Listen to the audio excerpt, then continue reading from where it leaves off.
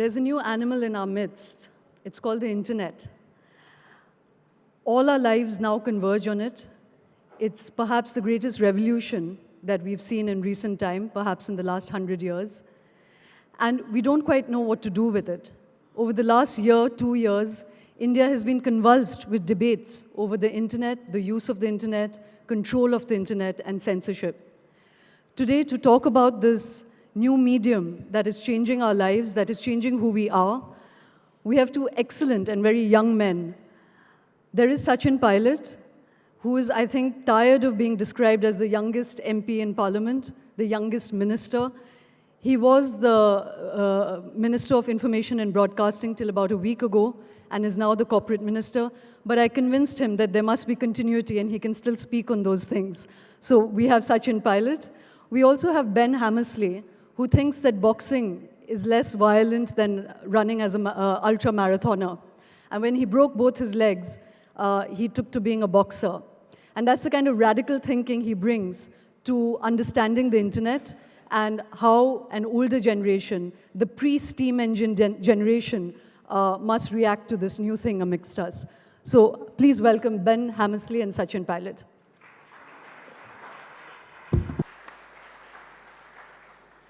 That's our cue, Sachin. Act like a thinker. In many ways, Sachin, you've been at the center of some of the most heated debates in India, which, as I just said, was about control over the internet. So I wanted to start with you before we come to Ben, who's jumping off his seat to tell us what he thinks of the internet. Why do you think the governments and the state are at loggerheads with this new medium? What about it threatens established powers? What about it is uncomfortable? Shoma, I think it depends on how you view this medium. Frankly, for me as a person, I think it's one of the most liberating things that has happened to humankind in terms of being able to use the internet for communities as a village square where people can come and talk and discuss and deliberate and air views and breaking barriers. I think this has been far more phenomenal in its achievements than perhaps telephone lines and other things. Internet has become pervasive now. It's become part of our lives. One estimate says that by 2028, 5 billion people will be online. But while we still grapple with this new technology in terms of governance structures and in terms of rules of the game, how do you engage with communities, how much control governments have, what is the stakeholdership relationship with the people who manage this huge, massive canvas. Every country is evolving slowly as it moves along, and I think there are all shades of governments in the world. Even though I'm not a minister in this particular ministry, I just like to put on record that as far as India is concerned, we absolutely have no intention of any sort of censorship on the internet. There are some rules and regulations and laws that we've passed, which I think reflect the sensitivity of our large nation. And the idea is to have more young people come online and be as free as they can be. But if you do something on the internet that is internationally unacceptable, that is done with the singular focus of inciting hatred or racial disharmony or ethnic rivalries, etc., and that judgment call is not by the government. I think the court of law, the judicial system will see if that pertains to that particular law, and then law will take its own course. As far as we are concerned, as a government, I don't think the intent is to kind of block and sermonize and make sure that there are categories of people and kind of push people out of the realm of freedom of speech and expression. I'll come back to some of that, Sachin, because as you know, they are contentious. But before that, Ben, you have argued that a wall separates the two generations, pre-internet and post-internet, and that almost all power structures in the world are almost dinosaurian in their inability to understand this new language. So can you tell us, how can this be bridged? And what is the way to understand the new liberties that the internet has provided? Thank you. Yeah, so this is a theory that I think holds up across every country, not just here in India or in the UK where I'm from, but also the US where I work and many other places, which is, it seems to me, the world is, certainly in Europe and North America, the world is split into two groups. The people who did the majority of their intellectual development before 1989, and those who did the majority of their intellectual development after 1989. Now, 1989 was a very important time, it was, of course, the fall of the Berlin Wall, the collapse of the Soviet Union. But on Christmas Day 1990 was the day that the first web server was turned on. And if you look at what's happened since then, we have gone geopolitically from a bipolar world to a monopolar world, and then now to a multipolar world since then. But also, the internet has come along, and every single thing that the web has touched since 1989, 1990, it has destroyed and rebuilt in its own image. Every industry it has touched, every social structure it has touched, every form of relationship, every form of politics it's touched, it has rebuilt entirely. Now, if you're a person who, for example, today is a senior politician or a senior general or a senior executive in a large corporation, no matter where you are in the world, you're more than likely to be in your 50s or 60s. Our good friend here is the exception, but you're more than likely to be in your 50s and 60s, and you're more than likely to have spent the time since the web happened not paying attention to new things. Politicians, for example, around the world are almost universally the sort of people who have their emails printed out for them. And this is understandable because politicians are busy people, and the email is very complicated, and and they might get confused, and it's all terrible. And so what we have is this widening gap, simply because the people who are currently, through their age, in positions of responsibility, haven't had any. It's not that they're stupid; it's just they haven't had access to this technology because of for mere practical reasons. Now, that's a big problem, of course, in every country, because, especially in the democracies, because we have entrusted our future to people who are quite obviously confused by the present.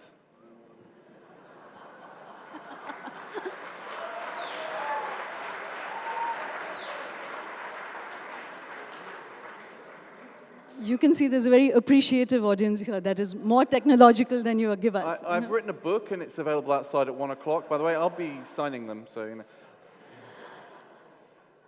There are two, three aspects to the internet that I think we need to focus on today. One is about political control, but the great elephant in the room that no one talks about is the internet really that free a medium?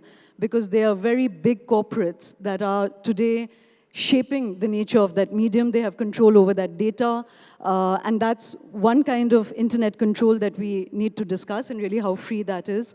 And the third aspect is the social aspect of it, and I think that is a very live discussion, because as Sachin was saying, and I'll tell you why I disagree with that, Sachin, but is there a case for saying that you have to be sensitive to cultural realities of a particular location when the medium actually is transcultural?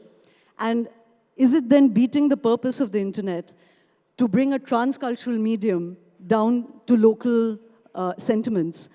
And would you accept, Sachin, that too often, not just your government, but governments across the political spectrum cave in on this idea of respecting people's sentiment? In a country as plural as ours, there's about 3 billion varieties of sentiment to respect. Where does that leave freedom of speech? See, that's an argument that we must come to terms with, because I completely agree with what you say. The idea of disbanding the barriers and letting people say what they want is the whole objective of the exercise. But also don't forget that the internet sometimes gives people the space and access to do things anonymously. What you can't write in a newspaper, perhaps you could do online. With the cloak of anonymity on you, you're free to do what you want. More than that, I think sometimes there has been misuse also, and I think that's something that's not debatable. There's cybercrime, there's financial fraud, there's impersonation, there's harassment, there's child pornography, there's illegal trafficking of drugs, etc., etc. So there are conventions and laws already made globally. Idea is, are they relevant? As Ben said, are we as a community of people who are in the business of making policy, are we that confused about the present? Do we not understand the retail end of internet and the back end of internet? And let me just take you one step back. The internet is, we take it for granted, it's like, it's like air and water. But someone somewhere must run this thing, right? And I just want the audience to know that the internet is controlled by an organization called ICANN, which is registered in the US. And it's a non-profit company reporting to the Secretary of Commerce in the US. The internet is run on root servers. There are about 12 root servers around the world. And they basically are the master switch for how this whole thing operates. And I've been informed that about 9 or 10 of these root servers are in the US, geographically located there. 2 in Japan and 1, I think, in Brussels somewhere. And my contention has always been that 2/3 of the people who will use the internet will live in Asia, Africa, Russia, China, etc., South America. Why should there be geographically controlled governance structures that are not equitable, that are, as of now, we've had no issues with the running of the internet. I think everyone understands it's free, it's fair. But who's got the finger on the master switch? And I think there has to be equitable participation of stakeholders, users, people, young people, NGOs, governments, whoever, so that we are able to then move into the next 10, 20, 30, 40 years where internet becomes pervasive, but equally accountable and responsible to everybody around the world. So there has been, of course, at the back end, the servers, the switches, the routers, where they're located. We are talking about the front end, what you see on the screen. Are the rules enough? Are you being funny enough? Are you being too sarcastic? Are you hurting my sentiments? These are all cultural issues we can deal with. But there are strategic, important issues also that the global community has to come to terms with. And I think these are parallel issues which I think Ben should write a book about as well. Yeah. But in fact, Ben, that is a very valid issue that he's raised. That today the cultural norm of the internet is actually dictated by pretty much the US. And in fact, recently, although we don't agree with what the government did, when they asked Google and Facebook to take off some of the things that was on their sites, they said they apply US standards to the material that they show. Is that a problem? And would you accept that that's a problem? And we've recently had this UN meeting where our own government has tried to create a 50-member country group that will have power over internet governance. And I think the criticism of that is that they've not taken NGOs and stakeholders and young people, but it's all government. But where's the bridge? You always call yourself the bridge. What's the bridge here, Ben? So I think we're talking about a few different things and getting them confused. So let me try and unpick that. The first thing is talking about unacceptable speech online. The idea that I might say something online that you would find offensive, or somebody would find personally offensive, and therefore should a higher power, the government or whoever, step in and prevent me from saying that. There's something, and this is one of those things that, this is one of those bits of knowledge that doesn't necessarily translate across up to senior levels of people, is that we can talk about censorship of the internet as much as we like. We can talk about some mythical capability of the government to step in and prevent certain types of speech from happening in certain areas. But those things are technically not possible. And this is a very important thing to understand. I'm going to say this a couple of times in the next 10 minutes, I'm sure, but it's very important that you understand this, because it has very, very, very, very, very important ramifications for the rest of your lives. By design and by the fundamental architecture of the internet, it is impossible to completely censor the content that travels over it and still remain a democracy. You can do it. You can do it. It is technically possible. You have to become North Korea. But now, when I say censorship, I mean blocking of any form of traffic, anything. So whether we're talking about speech that you don't want to hear, or whether you're talking about piracy, or you're talking about certain forms of pornography, or you're talking about copyright infringement, whatever it is you're talking about, if there is something that you say, this thing is happening over the internet and I don't like it and I want somebody to stop it, you can have that. Move to Pyongyang. But if you live in any other country, or you want to live if you want to live in a democracy, then you're living with this much wider internet. And if you live in the rest of the world's internet, if you live in the non-North Korean internet, then that you can, sure, you can buy filtering software, but your 8-year-old son can get around it, right? And you can apply geographic blocking to content, but I can show you how to get around that as well. It's just mathematically, to go back to Marcus's presentation earlier, it's mathematically impossible to block content. And so what we have here for certain forms of speech and the bad things that travel over the internet is not a technological problem, it's a social problem. I'm forever being asked by parents, for example, what can we do about our child seeing things we don't want them to see? It's usually naked women. Seeing things we don't want them to see online. What can we do about the internet? The internet is bad.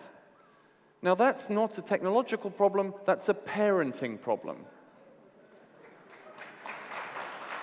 It's the same thing. So we have to be very careful what we're talking about when we talk about the difference between the internet and it being a technological thing and it being a social thing. If there are people in your country that are saying bad things that you disagree with politically, then it's a political issue, it's not a technological one. And there's a very big risk, I think, that we, in attempting to solve social problems with a technological fix, we throw out all of the advantages that you get from the technology. The American State Department have this great phrase around this. They call it the dictator's dilemma. And the dictator's dilemma works like this. Imagine you're a North African dictator or a Middle East dictator. This, of course, happened. Imagine you're a dictator. You decide that you want to have all of the good things that the internet brings you, trade and education and communication and being part of the modern world and pop music, right? All of those things, right? The football streaming. You want to become that person. You want to have that into your country. You can bring that in, but with it, you get everything else. And if you only want one thing and not the other, by design, the internet won't allow you to do that. You have to have everything. And so... But Ben, very quickly to respond to what Sachin said, 2 quick issues. One is about governance, Are we meant to be comfortable with the fact that the internet is governed by such a centralized chain of command? So this is an interesting thing. The ICANN management and the management of the root service, it's quite a technical argument, and I do have sympathy for around that. But I think I think for technical, I hate it when speakers say for technical reasons and then sort of wave it off. But for technical reasons, for these very architectural reasons that the internet is made up of, who controls those root servers? The fact that they're in the US geographically is basically irrelevant. And the people who are, the actual people, the people that you can meet, who run those root servers, and there are some in Europe, there's one in London, and they're in secret locations, but we know vaguely where they are. The people who run them are probably the least likely people in the world to be told what to do by the American government. They're deeply You know who they are? I know a couple of them, and they're all... No wonder you're feeling privileged, Ben. Well, they're massively anarchistic. They're brilliant. But the thing, I think that... The thing that those root servers controls isn't a master switch to use that phrase. The internet isn't architected like a telephone network. It's not as if those 30 people got together, they could turn everything off. It just doesn't work like that. By design, the reason the internet is designed the way it was because it was a military project with the Americans in the 50s and 60s, and they wanted to build a communications network which could withstand a nuclear war. What would happen if we had a communications network where the whole of the eastern seaboard was destroyed by the Russians? Could we build something that should allow the rest of the American military to still talk to each other? And that's what they made. They made this specific way of data traveling around that doesn't require a single point. And because it doesn't require a single point, there's no way to turn it off. So it doesn't actually... I understand it from a geopolitical point of view, but from a practical point of view... It's not possible to do. Yeah. It's irrelevant. It's totally irrelevant. Okay. Just before I come back to Sachin and ask him what you're suggesting, that we need to build a new language of how to deal with the internet, one more valid question, which again, as I said, has been exercising Indian media and public, is are there any circumstances in which censorship becomes justified? For instance, we recently had a spate of false information on the internet that actually triggered a physical crisis in the country. You know, there was a massive exodus of Northeasterners from a southern state in India because there was threat of violence. And it was like a contagion, you couldn't control it. How does one, is there a language to deal with that, which is not about censorship? And are there any circumstances in which you would say censorship was justified? To take that backwards, are there any times when censorship is justified? No.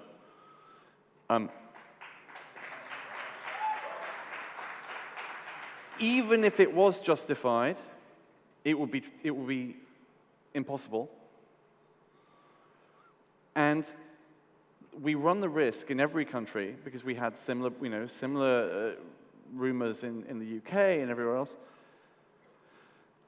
Even if it was possible, we run the risk of allowing politicians and people in positions of responsibility to use the internet as this big box in which you can place all the problems and say, it's not our fault, we have no responsibility here, we have no responsibility to lead, we have no responsibility to provide good governance, we have no responsibility to fix our society because it's the internet's fault and it's Facebook's fault or whatever. And so, if you do have a situation where it's possible to create a massive panic by putting things online, you can do two things. Yeah, sure, you can try and censor it and you can try and prevent people from doing that, or you can fix the underlying problems to society. And I would rather have people running any country, my own or India or wherever, who would want to fix the fundamental problems rather than just like taping over it with a bit of paper.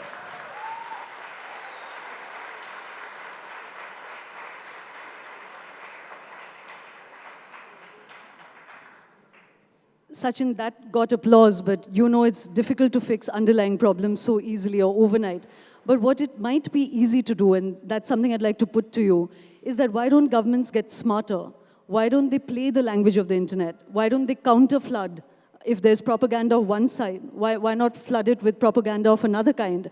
Why don't you join the medium rather than try to stop the medium? I don't know, Shoma.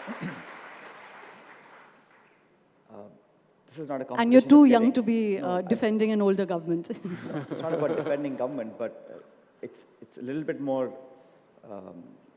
profound to be in government and to only hear one side. I know of examples of people, of families, who have never seen what internet is, but their daughters and their relatives' photographs are morphed, their mobile numbers are put on the internet, they don't know who to complain. When you hear things like that, I don't want to be the guy who dictates, take that off, take this off. But I think I have a responsibility as a member of the government. I may not be in government forever, but for as long as I'm here, if those people have a grievance and they say, well, Mr. Pilot, you are the government. Someone is misrepresenting, putting morphed photographs, putting details online, we're getting harassed and threatened, etc. What do? The police have no idea how to grapple with this crime. What do? All we have said is that if somebody complains on a social media website that this is something that is offensive to me, and mind you, most of these social media websites have their own rules and regulations, which are pretty comprehensive, I might add. They are supposed to either reply to the person, well, your complaint is nonsensical, it's fine to have whatever's up on the internet, on my webpage as a company, or I think you're right, it's harmful, it's insightful, it's illegal, I'm taking it off. But if they don't respond in yes or a no, for days and weeks together, then I think the citizens of not just this country, but anywhere in the world should have the right to legal recourse. That, well, this company is not listening to what I'm saying. As a consumer, as an affected party, I need to have a court of law to take action, whatever the judgment will be. Some people have said to me, the judges in India don't understand internet, so they can't take a reasonable assessment of the situation. Fair enough, but then who will? I don't want to do it. I'm the government. I'm not the moral master of this country. There is a constitution, there is a court of law, there's a judge. You've got to have faith in some institution. And the fact is that if the courts decide, whoever the person is, lower court, higher court, Supreme Court, they say, well, this person was wrongly affected, and this company has a responsibility to either take off the content or to keep it on there. The regulatory framework to have I think it's important. Whether it's used or misused is up for debate, and Ben can talk all about how we have to engage. But I, as an elected member of parliament, as a member of this government, I cannot not listen to those people who perhaps don't have any access to Gmail or Hotmail or Facebook or Twitter, but are getting affected. They are also citizens of this country. Just because they don't have the money, resources, or the best advocate in the country in their speed dial, they need some protection. And it's for those affected parties that we have a law in place. It is not to mandate every Facebook tweet or Google account, you take off stuff that I don't like. So there has to be a balance. I think you're right, Shoma, and I completely agree with what Ben said, that people are migrating out of the Northeast and leaving Pune and Bangalore, going back to Assam. It's not the internet's problem. It's our problem. I feel ashamed when someone has to leave their home or college and go back to hiding in their home because they feel they'll be attacked by somebody else. It's a problem of our society, of our country. But just because I can't fix it next Monday morning doesn't mean I allow the situation to get worse, knowing very well, sitting on this chair, seeing that these people, whoever they are, whether from within the country or outside the country, are using technology as a medium with a single-minded focus of threatening people, of making them run from their homes. I, as government, cannot allow that to happen. And I will do whatever it takes to protect those people till I fix the problem from fundamentals, right? But it's my responsibility, Shoma. It's my responsibility. If there is a riot, if an innocent life is lost, just because I could have prevented it, I can't sleep, I can't live with myself. So I'll do what I can without making it look like it's banned forever. There were riots in London 2 years ago. For 12 hours, every SMS, every internet, every mobile was shut off for 12 hours. There were riots outside Paris. It happens everywhere. The number of requests that the Indian government has sent to Google to take off content is 1/3 of the number of requests that Norway has sent after the incident of that white supremacy that happened. The government does not, but another problem. Here's something for you to think about, Ben. When I, as government of India, request Google, Facebook, Twitter, whatever, that the court in this state of UP or Hyderabad has asked this content to be removed, the compliance rates of the request of the Indian government or the Indian judiciary is not even 20% of the compliance rate from Germany, from Sweden, from France, from the US. If you believe that geographically having these root servers, which are really, honestly, you may call it whatever you want, if they pull the plug, it's all over. They're not enemies of mine, and I'm sure I can be trusted as much as you can be to house the root servers, but the fact is that the compliance rates of our requests that we make, according to our judicial systems, are not complied with. Everywhere else, the compliance rates are high.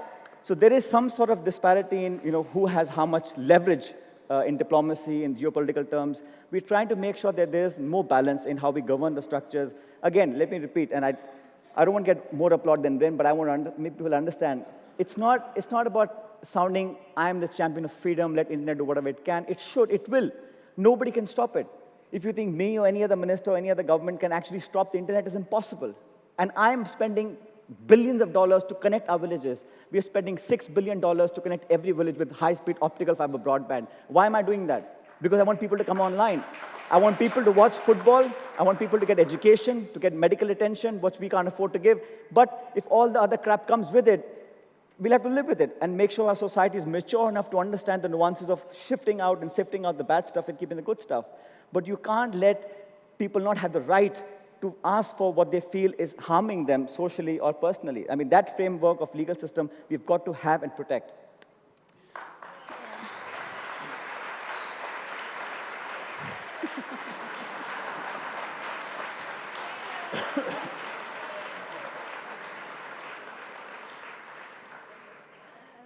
Sachin, you opened a whole Pandora's box of questions, and one accepts that it's a complex situation.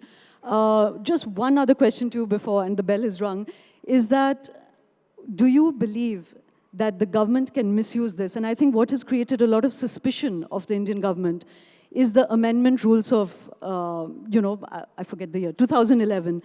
They are particularly bad, Sachin, because they do not narrowly define under what circumstances censorship can happen. It has thrown every word in the Webster dictionary into what can constitute offense. And I think that is what is problematic. The fact that any minister could go and ask for a political cartoon satire of Sonia Gandhi or Manmohan Singh to be taken off as being offensive, that becomes problematic because it shows that with the baby, you'll throw out the bathwater. Okay. Just one and example. I said that on purpose. Just one example of a printout of an email. I have that with me. It's a printout of an email that you were mentioning earlier, Ben.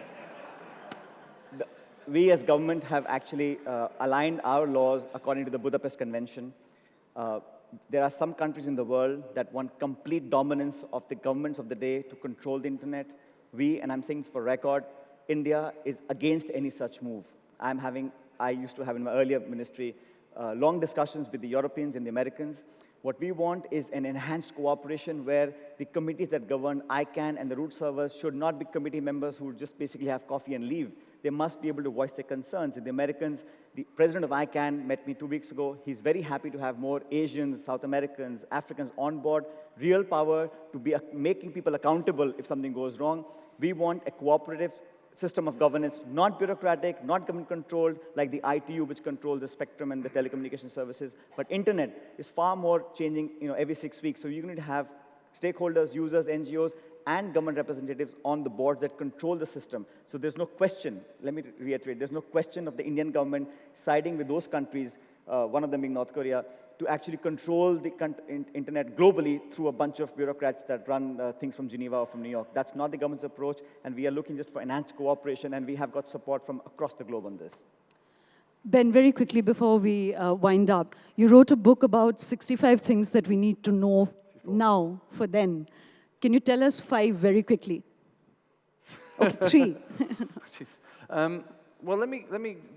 One of them is a fundamental understanding of the architecture of the internet. So as I said, it's impossible to censor. But another one is something that I think Sachin keeps coming back to, is this conflating ICANN with content on the internet. We've been hearing this argument for the past 10 minutes, so I need to correct something. ICANN is the organization which controls the domain name system. When you buy a domain name, benhammersley.com is mine, for example, that system is controlled by ICANN and those 10 root servers. That's all they do. They control the domain names. Any content that's on the internet isn't touched by them at all. So if you think that this argument we've just been hearing for the past 10 minutes is around offensive things on the internet that you see written on Google or Facebook or somewhere else, and you want to get rid of that stuff, that's totally irrelevant. But where do you post it then? Sorry? I have to go to benzi.com and say, I don't yes, like you have it, to right? go to the individual company, So and the problem that you have, of course, you're right, the problem you have is that Google and Facebook the domain name, right? Every time you get on internet, you have to go to a web page. You have to go to a domain name, right? Yeah.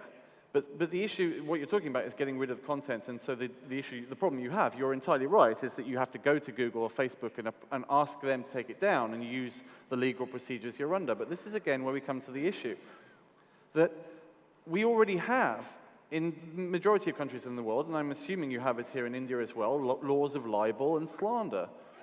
And if you libel somebody, it doesn't matter if you're libeling them in print or online. There is a judicial process that you should go through. You apply to a court, a judge listens to it, and the remedy is achieved. And if it's libel, as in I say something that's fundamentally untrue, factually incorrect, then sure, of course, no person has no free speech advocate has any problem with that. What worries me, whether it's in India or any other country, is when that line is very fuzzy, and it goes from being libelous to being offensive to being something we're not quite into to being you're taking the piss out of our friends. And that's a very, very slippy slope that you can fall off very, very quickly. So whilst you say, and I'm not picking on you specifically, Sachin, but you're sat here and say, Go ahead. So let's imagine it's another country, and imagine another government says, we want to prevent offensive stuff, whatever that means. And you say, but we're not censoring the internet. We're not building boxes that prevent, like the Chinese or the North Koreans do. We're just saying, if it's offensive, we're going to have it taken down, or we're going to have the ability to put you in prison or whatever. Then the situation you have there is what is a chilling effect. It means that journalists and magazines who are dedicated to freedom of speech, or magazines that are dedicated to socially progressive causes, or just people with opinions, because the law is fuzzy and unclear and is a little bit suspicious, they find themselves hesitant to criticize people. And so, although the government might say we don't censor anybody, effectively they are. And it's that lack of clarity that is a huge problem, not just here, but in many other countries as well. Unfortunately, the bell has rung twice. There's just too much of it to discuss. Personally speaking, I think for a country like India, offense is a very problematic zone. I think the constitution needs to change. We are losing too many freedoms with the idea of offense, and I agree with you, the difference between factuality and offense are two very different things. We've got to live with offense, otherwise we're going to lose our freedoms, and the Godzilla better not be changed. Thank you so much. And thank you, Sachin, for hearing that.